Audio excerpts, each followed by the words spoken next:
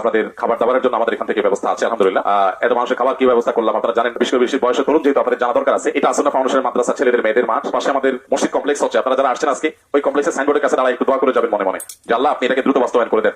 এই কমপ্লেক্স যখন হয়ে যাবে, এখন আমাদের কষ্ট হচ্ছে, তখন আর কষ্ট হবে না ইনশাআল্লাহ। তখন বিশাল বড় স্থাপনাতে ইনশাআল্লাহ আমরা হাজার হাজার মানুষ, গোটা দেশের গোটা মানুষের জন্য, গোটা বিশ্বের মানুষের জন্য আমরা এখান থেকে কাজ করতে পারবো।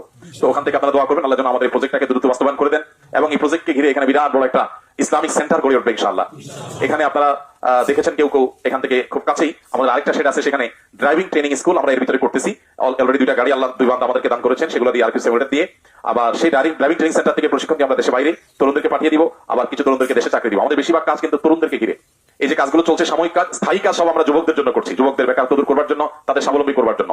Web development course, small business management course, office management course, নানামুখী কোর্স আমাদের বাড্ডার একটা জায়গা হচ্ছে, সেখানে প্রায় 300 কম্পিউটার বিশিষ্ট ল্যাবে আমরা আসনা স্কিল ডেভেলপমেন্ট ইনস্টিটিউটের তরফ থেকে নানাবিধ প্রশিক্ষণ দিয়ে